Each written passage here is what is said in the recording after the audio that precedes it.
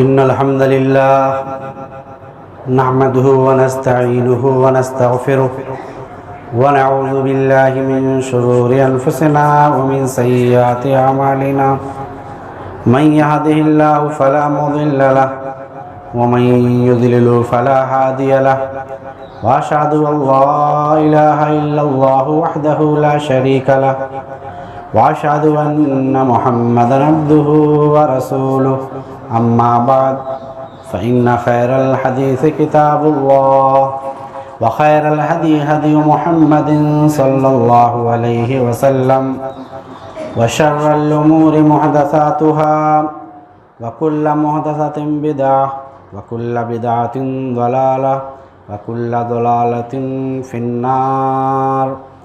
أعوذ بالله من الشيطان الرجيم.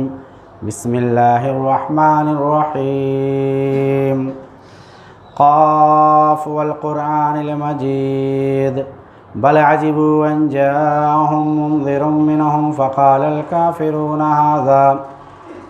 الكافرون هذا شيء عجيب أإذا متنا وكنا ترابا ذلك رجع بعيد قد علمنا ما تنقص الأرض منهم وعندنا كتاب حفيظ بل كذبوا بالحق لما جاءهم فهم في أمر مريج أفلم ينظروا إلى السماء فوقهم كيف بنيناها وزيناها وما لها من فروج والأرض مددناها وألقينا فيها رواسي وأنبتنا فيها من كل زوج بهيج تبصرة وذكرى لكل عبد منيب ونزلنا من السماء ماء مباركا فأنبتنا به جنات وحب الحصيد والنخل باسقات لها طلع نضيد رزقا للعباد وأحيينا به بلدة ميتا كذلك الخروج كذبت قبلهم قوم نوح وأصحاب الرس وثمود وعاد وفرعون وإخوان لوط وأصحاب الأيكة وقوم تبع كل كذب الرسل فحق وعيد أفعينا بالخلق الأول بل هم في لبس من خلق جديد. وقال جل شانه بسم الله الرحمن الرحيم والذين يؤذون المؤمنين والمؤمنات بغير ما اكتسبوا فقد احتملوا بهتانا وإثما مبينا. وقال تعالى في موضع آخر فأما اليتيم فلا تقهر وأما السائل فلا تنهر. وقال أيضا وسارعوا إلى مغفرة من ربكم وجنة أرضها السماوات والأرض أعدت للمتقين الذين ينفقون في السراء والضراء والكاظمين الغيظ والعافين عن الناس والله يحب المحسنين. تمام قسم کی حمد و ثنا، کبریائی اور بڑائی اس اللہ ذات واحد کے لیے لائق و زیبا ہے جس نے ہم سب کو پیدا فرمایا، جس ذات نے ہم سب کی پرورش اور پرداخت کی، جس نے ہماری روزی روٹی کا انتظام کیا، جس نے ہمیں دنیا میں رہنے جینے چلنے بسنے اور ہر طرح کی زندگی گزارنے کے تمام اصول و ضوابط بتلائے. بعد درود و سلام نازل ہو اللہ کے تمام انبیاء و رسولوں پر، خصوصاً اللہ کے حبیب خاتم النبیین سید المرسلین یتیموں کے والی غلاموں کے مولا محمد الرسول اللہ صلی اللہ علیہ وسلم پر. حضرات گرامی اور حاضرین جمعہ، خطبہ مسنونہ کے بعد میں نے 3 آیات کی قرآن کریم سے الگ الگ جگہوں سے تلاوت کی. اللہ رب العالمین نے پہلی آیت میں ارشاد فرمایا کہ جو لوگ مومن مرد یا مومنہ عورتوں کو تکلیف دیتے ہیں حالانکہ انہوں نے کوئی جرم نہیں کیا ہے تو ایسے لوگ ان کے اوپر بہتان باندھتے ہیں اور کھلم کھلا گناہ کرتے ہیں۔ دوسری آیت جو میں نے پڑھی جس میں تقریباً 2 آیتیں ہیں کہ یتیموں کو حقیر نہ سمجھو اور سوال کرنے والوں کو ڈانٹو اور جھڑکو نہیں۔ تیسری آیت جو میں نے پڑھی اس میں اللہ رب العالمین نے بیان فرمایا کہ اے لوگو اپنے رب کی بخشش اور مغفرت کی طرف دوڑ پڑو، وسارعوا الی مغفرۃ من ربکم، اور اس جنت کی طرف دوڑ پڑو جس کی لمبائی اور چوڑائی آسمان و زمین کے برابر ہے۔ جو لوگ اللہ کے راستے میں خوشحالی اور بدحالی ہر حال میں خرچ کرتے ہیں اور جو لوگ غصے کو پی لیتے ہیں، اللہ رب العالمین نے کہا کہ یہی وہ لوگ ہیں جن سے اللہ رب العالمین محبت کرتا ہے۔ میرے خطبہ جمعہ کا موضوع ہے کہ مسلمانوں کو اذیت دینا، تکلیف دینا، یتیموں، بے سہارا لوگوں، مجبوروں اور سوال کرنے والوں کو جھڑکنا، ڈانٹنا یا حقیر سمجھنا اسلام میں کتنا بڑا جرم ہے۔ موضوع ہے کہ مسلمانوں میں سے کسی کو بھی ہم تکلیف نہ دیں، کسی کو پریشان نہ کریں۔ انسانیت کا درد، انسان سے محبت اور ہمدردی ہم سب کے اندر ہونا چاہیے، یہ اسلام کا مطالبہ ہے۔ اسلامی تعلیمات یہی مطالبہ کرتی ہیں کہ ہم لوگ کسی کے لیے نقصان دہ ثابت نہ ہوں۔ اگر کسی کو فائدہ نہیں پہنچا سکتے تو اپنی ذات سے کسی کو تکلیف نہ پہنچائیں۔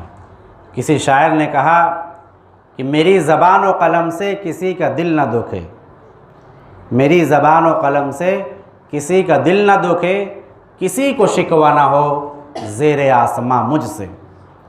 ہم اس انداز سے رہیں کہ ہماری شخصیت، ہماری زندگی، ہمارے ارد گرد رہنے والے لوگ، ہمارے پاس پڑوس میں رہنے والے لوگ، ہمارے محلوں میں رہنے والے لوگوں کو ہماری ذات سے کسی طرح کی تکلیف نہ پہنچے۔ پہلی آیت کریمہ جو میں نے پڑھی اس میں اللہ رب العالمین نے بیان فرمایا کہ جو لوگ بھی مومن مرد یا مومنہ عورتوں کو تکلیف پہنچاتے ہیں، تکلیف پہنچانے کا طریقہ کیا ہے کہ ان کے متعلق سماج اور معاشرے میں غلط فہمیاں پھیلاتے ہیں، ان کے متعلق معاشرے اور سماج میں ان کی عزت و ناموس کا کھلواڑ کرتے ہیں، ان کا مذاق بناتے ہیں، حالانکہ انہوں نے ایسا کیا نہیں ہوتا ہے۔ یہ بہتان ہے۔ اللہ نے اسی آیت میں آگے کہا فَقَدِ احْتَمَلُوا بُهْتَانًا وَإِثْمًا مُبِينًا، کہ ایسے لوگ جو مومن مرد یا مومنہ عورتوں کو ان کی عزت و ناموس کو اچھالتے ہیں، یہ لوگ بہتان باندھتے ہیں، بہت بڑا جرم ہے۔ ارشاد فرمایا کہ غیبت نہ کرو، چغلی نہ کرو۔ صحابہ نے کہا اللہ کے نبی اگر وہ عیب اس شخص کے اندر موجود ہو تو کیا ہم اسے بھی بیان نہ کریں؟ کہا اسے بھی نہ بیان کرو، وہی چغلی ہے۔ اگر وہ عیب اس کے اندر نہیں ہے تو وہ بہتان ہے۔ اور چغل خوری اور عیب جوئی کرنے کی کتنی سخت سزا اسلام میں ہے، ذرا اس آیت کریمہ کو سنیں۔ اللہ رب العالمین نے بیان فرمایا وَلَا يَغْتَبْ بَعْضُكُمْ بَعْضًا أَيُحِبُّ أَن يَأْكُلَ لَحْمَ أَخِيهِ مَيْتًا فَكَرِهْتُمُوهُ، کہ اللہ کے نبی اللہ رب العالمین نے ارشاد فرمایا کہ تم میں سے کوئی کسی کی غیبت نہ کرے۔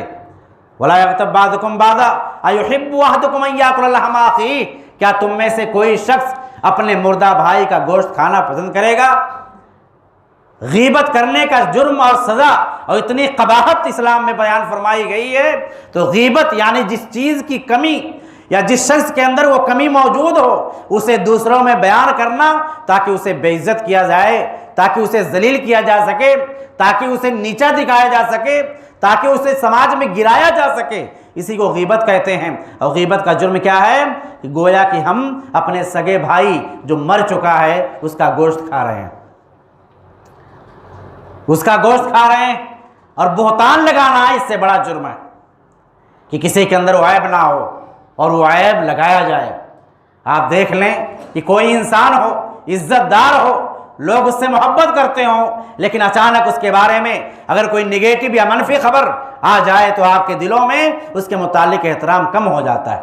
یہ نقصانات ہیں سماج اور معاشرے کے اندر کہ کسی کی برائی جب کر دی جاتی ہے تو احترام کا جذبہ بالکل ختم ہونے کے قریب پہنچ جاتا ہے۔ حالانکہ اللہ رب العالمین نے کہا کہ کوئی بھی خبر پھیلانے والا پھیلائے، اس کی خبر کو اس وقت تک نہ مانو جب تک کہ تفتیش نہ کر لیا کرو۔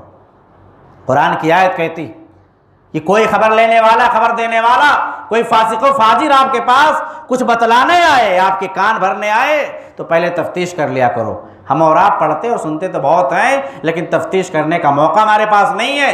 ہم تیار رہتے ہیں کہ کوئی آئے اور کسی کی کوئی خبر بتلا دے اور ہم ابھی سے بیٹھ کر کے اس کے بارے میں اپنی ذہن کو بنا لیں۔ یہی ماحول آج معاشرے اور سماج میں چل رہا ہے۔ دوسری آیت کریمہ جو میں نے پڑھی اس میں اللہ رب العالمین نے بیان فرمایا فَأَمَّا الْيَتِيمَ فَلَا تَقْهَرْ، اے نبی محترم صلی اللہ علیہ وسلم، آپ یتیموں کو حقیر نہ سمجھیں۔ یتیم بچے، سماج کے اندر یتیم بچے، ان کے ساتھ کیسا ویوہار ہو، ان کے ساتھ کیسا سلوک ہو، ان سے کیسے ہم تعلقات بنائیں، ان کے ساتھ رہیں کیسے، اللہ رب العالمین نے اس کے بارے میں یہاں پر تعلیم دی کہ یتیم بچوں کو حقیر نہ سمجھا جائے۔ مسلم معاشرے کے اندر اگر یتیم بچے موجود ہیں انہیں حقیر نہ جانا جائے۔ صحابہ کرام کو منع کر دیا گیا کہ ان کے مالوں پر کوئی اختیار نہ رکھے۔ صحابہ کرام ڈر گئے، یتیم بچوں کی پرورش کرتے تھے، ان کے کھانے کا انتظام الگ کرنے لگے کہ کھانا بنا ہوا اگر بچ جائے اس کو بھی چھونا گوارا نہیں کرتے تھے، کہیں ایسا نہ ہو کہ ہم اس جرم میں، اس پاداش میں پکڑے نہ جائیں۔ یہ صحابہ کرام تھے جو اتنا اہتمام کرتے تھے۔ کسی مسلمان کو تکلیف دینا اسلام میں بہت بڑا جرم ہے، لیکن کیا اس کا مطلب یہ ہے کہ کسی غیر مسلم کو تکلیف دینا اچھی بات ہے؟ نہیں۔ میرا موضوع ہے کہ مسلمانوں کو آپس میں ایک دوسرے کے ساتھ کیسے رہنا چاہیے۔ جہاں بیٹھ جائیے، چار لوگوں سے باتیں کریے، پتہ چلتا ہے کہ یہاں پر یہ اختلاف ہے، یہاں پر یہ اختلاف ہے، یہاں پر یہ اختلاف ہے۔ مسلمانوں میں آپس میں قربت کا معاملہ بالکل ہے ہی نہیں، نظر ہی نہیں آتا۔ اس معنی کر کے اس موضوع کو چنا گیا ہے کہ آپس میں کیسے ہم ایک دوسرے کے قریب آ سکیں، ایک دوسرے کے دلوں کا، ایک دوسرے کے جذبات کا احترام کر سکیں۔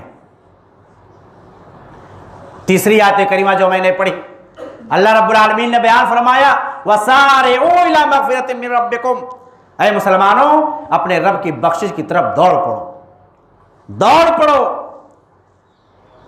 اپنے رب کی بخشش کی طرف، مغفرت کی طرف۔ آج ہم اور آپ غور کریں، اپنے اوپر غور کریں کہ کیا ہمارے اندر یہ طلب موجود ہے کہ ہم رب کی بخشش کی طرف دوڑ لگائیں؟ وَجَنَّةٍ عَرْضُهَا السَّمَاوَاتُ وَالْأَرْضُ، اور اس جنت کی طرف دوڑ پڑو جس کی لمبائی اور چوڑائی آسمان و زمین کے برابر۔ آگے اللہ نے بیان فرمایا کہ کون لوگ ہیں جو اس جنت کی طرف دوڑیں گے اور کون لوگ ہیں جو اللہ کی بخشش اور مغفرت کی طرف دوڑ کر کے آگے بڑھتے ہیں۔ غلطی ہو گئی، گناہ ہو گیا، کوئی گستاخی ہو گئی، رب سے توبہ کرتے ہیں، رب سے لو لگاتے ہیں، رب کے دربار میں آ کر روتے اور گڑ گڑاتے ہیں۔ اللہ رب العالمین نے واضح کیا اگلے ہی اسی آیت کے اگلے ٹکڑے میں، کیا کہا؟ الذین ينفقون فی السراء والضراء، کہ وہ لوگ ہیں جو اپنے رب کی بخشش کی طرف دوڑتے ہیں۔ یہ کون لوگ ہیں؟ جو خوشی اور غمی، تکلیف، آسانی میں اور تکلیف میں، ہر حالت میں اللہ کے راستے میں خرچ کرتے ہیں۔ الذین ينفقون فی السراء والضراء، آسانی ہے تب بھی خرچ کرتے ہیں، تکلیف میں ہے تب بھی خرچ کرتے ہیں۔ والکاظمین الغیظ، اور جو لوگ غصہ پی جاتے ہیں، جو لوگ کیا کرتے ہیں؟ غصہ پی جاتے ہیں۔ غصہ پینا کس سے؟ لوگوں سے غلطی ہو گئی، کسی سے کوئی گناہ ہو گیا، کسی سے کوئی گستاخی ہو گئی، اللہ رب العالمین نے کہا جنت کی طرف دوڑنے والے لوگ وہ ہیں جو لوگوں سے غصے کو پی جاتے ہیں۔ اللہ کے نبی نے کہا بہادر وہ نہیں ہے جو میدان میں کسی کو پچھاڑ دے، بہادر وہ نہیں ہے جو بہت لمبا چوڑا تگڑا باڈی بلڈر والا، نہیں، اللہ کے نبی نے کہا بہادر وہ ہے جو غصے کو پی جائے۔ آج ہم اور آپ غور کریں، کیا ہمارے پاس یہ جنتی صفات ہیں؟ کیا ہم اللہ رب العالمین کی بخشش چاہتے ہیں؟ یہ 3 چیزیں اللہ نے بتلائی ہیں، اللہ کے رب کی بخشش کی طرف دوڑنا اور جنت کی طلب کرنا، یہ 3 صفات جس کے اندر ہوں گی وہی اللہ کی بخشش کی طرف دوڑے گا۔ یہ 3 صفات کیا ہیں؟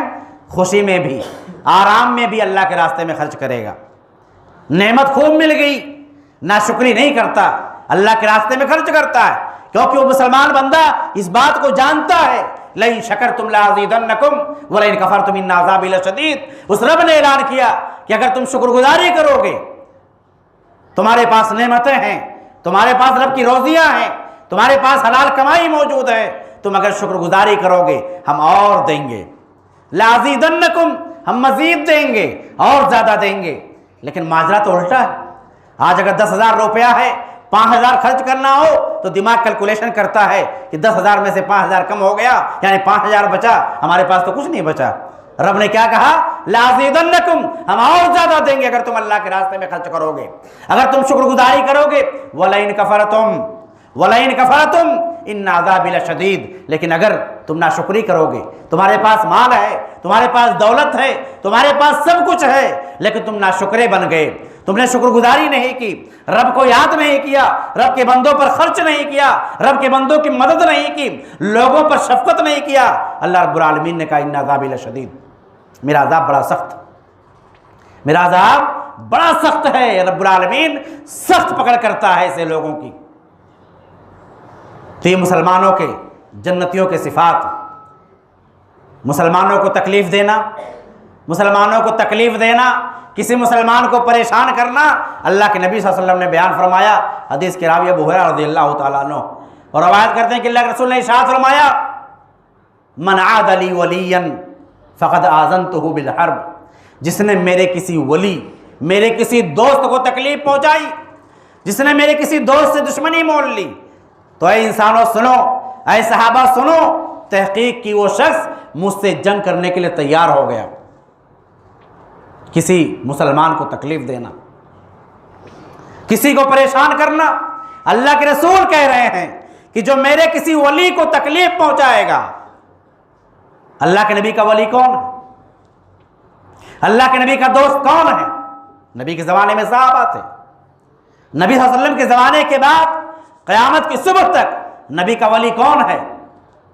من احب سنتی فقد احبنی، جس نے نبی کی سنت سے محبت کیا گویا کہ اس نے اللہ کے نبی سے محبت کیا، اور جو اللہ کے نبی سے محبت کرے گا وہی نبی کا ولی اور نبی کا دوست ہے۔ تو نبی کے کسی ولی کو تکلیف دینا، نبی نے کہا فقد آذنتہ بالحرب، میں اس سے جنگ کا اعلان کرتا ہوں، میں اس شخص سے جنگ کا اعلان کرتا ہوں۔ ذرا اندازہ کریں کہ مسلمانوں میں آپس میں ایک دوسرے کا احترام کرنا اسلام کی نظر میں اور نبی کی نظر میں کتنا زیادہ ضروری ہے۔ ایک اور روایت میں یتیموں کے بارے میں بہت مشہور واقعہ آپ نے سنا ہوگا، واقع افک، حضرت عائشہ صدیقہ ام المومنین رضی اللہ تعالی عنہا کے اوپر الزام لگایا گیا، اس کو واقع افک کہتے ہیں۔ سورہ نور سورہ نمبر 24 پڑھیے، پوری تفصیل موجود ہے۔ اس موقع پر یتیموں میں سے ایک یتیم بچہ حضرت ابوبکر صدیق کے ہاں پرورش پا رہا تھا، غالباً مستہ بن اثاثہ نام تھا۔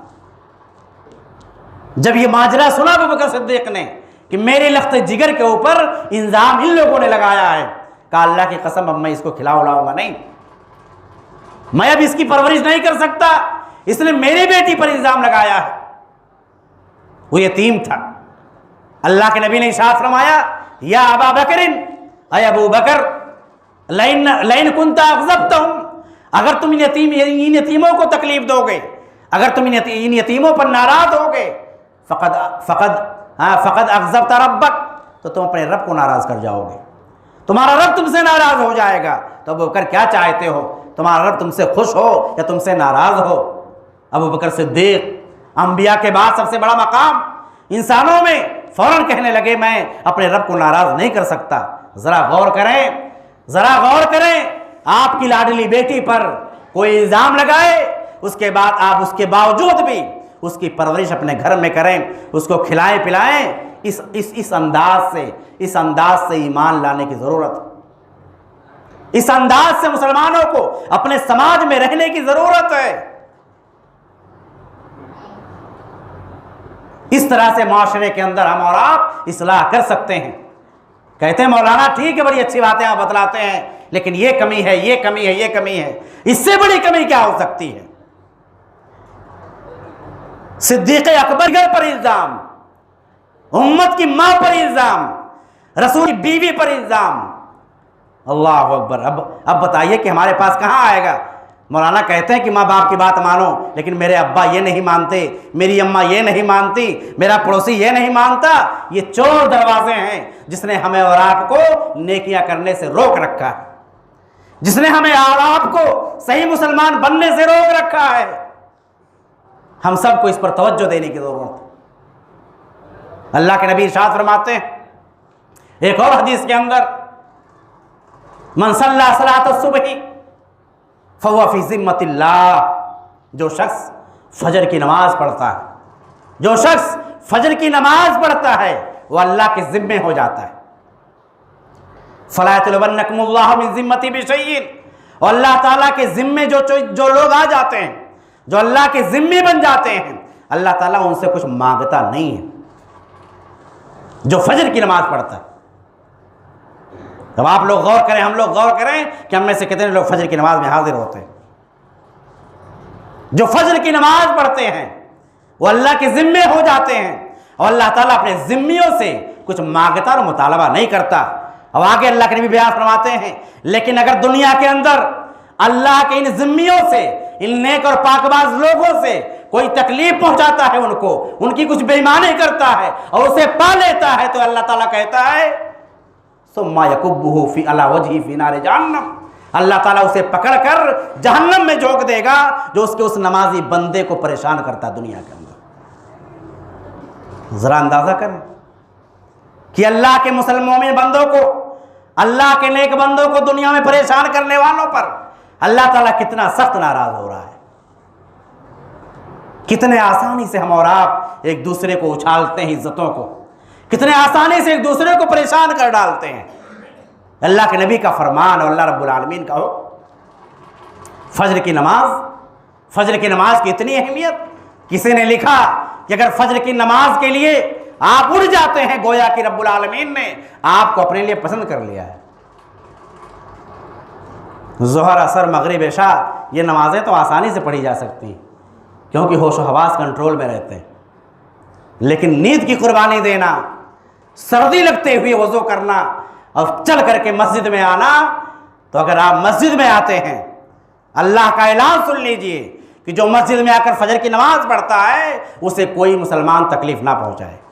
اگر وہ تکلیف پہنچائے گا تو جہنم میں اللہ تعالیٰ اسے جھونک دے گا۔ اس حدیث کا مطلب یہی۔ اب اندازہ کریں کہ مسلمانوں کی عزت اور مسلمانوں کے جان و مال کی قدر اسلام میں کتنی زیادہ ہے۔ اللہ کے نبی سے سوال کیا گیا ای المسلم افضل، سب سے بہترین مسلمان کون ہے؟ اللہ کے رسول صلی اللہ علیہ وسلم، اللہ کے نبی نے ارشاد فرمایا من سلم المسلمون من لسانہ ویدہ، سب سے بہترین مسلمان وہ ہے جس کے ہاتھوں اور زبان سے دوسرے مسلمان محفوظ رہے۔